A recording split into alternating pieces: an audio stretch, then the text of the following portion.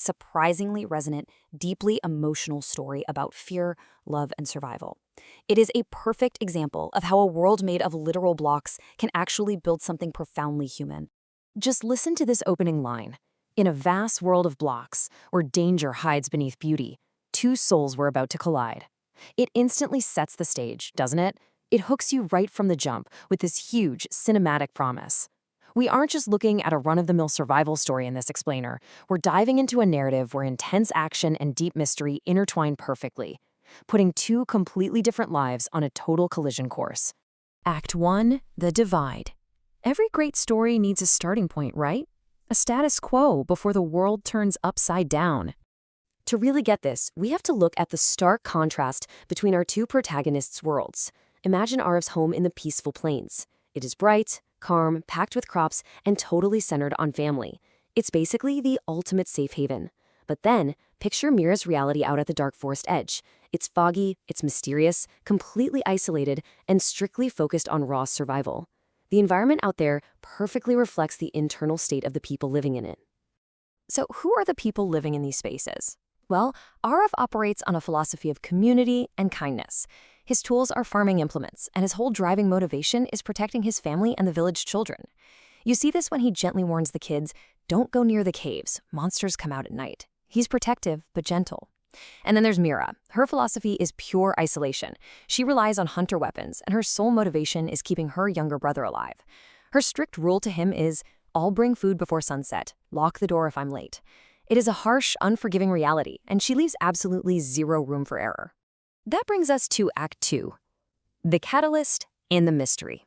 The pacing really accelerates here because a sudden, massive storm forces night to fall early, ripping away the safety of daylight. Arav gets totally lost near the forest border during the storm. He's panicking, crying out for help, and suddenly he's surrounded by a massive onslaught of growling zombies and skeleton arrows. And just as the skeleton fires a deadly shot, Mira intercepts it. She yells, "Stay behind me if you want to live." Talk about an intense, high-stakes way to meet. It immediately thrusts them into a life-or-death shared experience. Now, you'd think surviving a massive mob attack would make them instant friends, right? Not exactly. The very next morning, we get this incredibly telling exchange.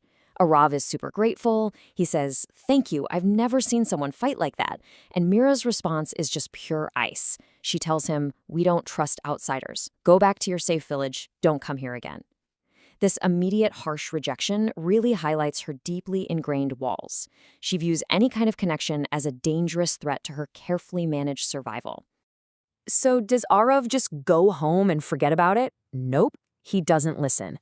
But he also doesn't push Mira directly. Instead, he secretly returns to the dangerous forest border for one specific reason: to bring food for her younger brother.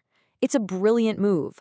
Arav completely bypasses Mira's heavy emotional walls by connecting with the one person she loves unconditionally. Her brother even tells him, "You're not scary like others." When Mira catches them, she's furious at first, but Arav calmly explains he came for the boy, not her. This totally selfless act proves he's genuine, and for the very first time, we see her anger actually soften. Okay, here is where the mystery gets truly fascinating. They start investigating some strange events, specifically a bunch of disappearing villagers. They end up stumbling upon an underground base filled with redstone symbols. In this universe, redstone is used for engineering and circuitry, and here it reveals that the hostile mobs aren't just acting naturally. They're being artificially controlled through hidden traps and mechanisms. This is such a brilliant mechanics as metaphor technique. The artificial engineered control of the mobs directly represents the systemic manipulation of fear. Someone is literally manufacturing the danger to keep people separated. To figure out who is pulling the strings, they have to team up. It kicks off this relentless back-to-back survival journey. First, they have a harrowing escape from lava deep in the caves. Then, they barely survive a massive creeper explosion. Finally, there's a desperate, frantic battle to save Mira's brother from a swarm of spiders. Surviving these constant, escalating threats completely strips away their differences. Arav fiercely protects her, telling her he won't let anything happen to her. They're forced to rely on one another, seamlessly shifting from untrusting strangers to a totally unified team. And you know what's really interesting here? All that relentless action gives way to total vulnerability.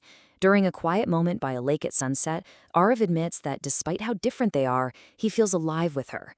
And Mira, finally dropping those massive defenses, says, "I was taught to survive alone. Loving someone is a risk." It's her ultimate confession. Her isolation was never just about physical safety, it was emotional protection. Pushing people away was simply how she survived. And Arav's response? Then let me be your risk. Just let that sink in for a second. It is a massive, incredibly punchy emotional pivot. It's the defining synthesis of their entire journey so far.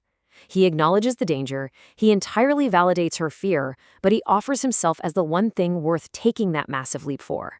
And this is the exact moment Mira smiles for the very first time. Act 3. Climax and Synthesis.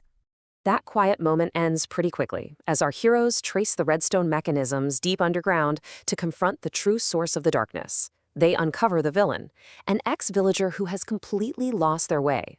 The villain shouts, "Fear gives me power, your villages will fall." This explicitly lays out the core motive.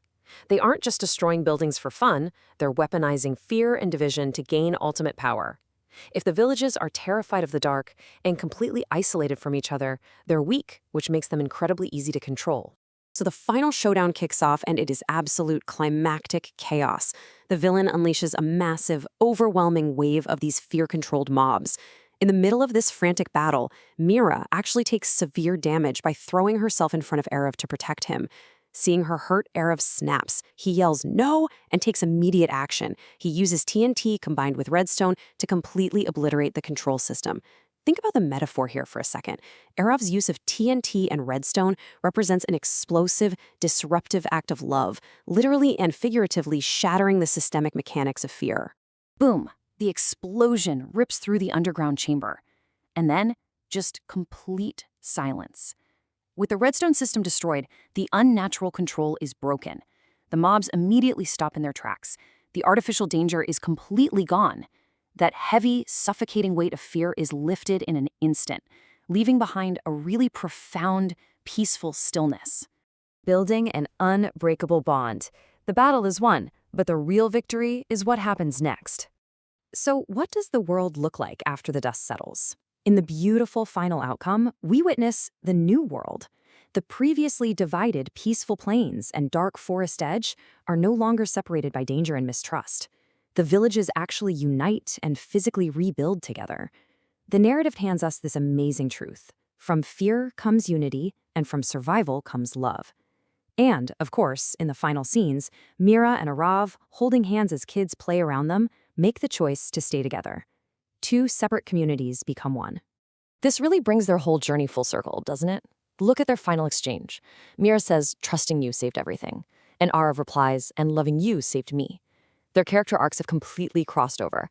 Mira moved from harsh, isolated survival to realizing the ultimate strength of shared vulnerability. And Arav moved from comfortable, naive safety to finding true purpose by stepping into the dangerous unknown for love.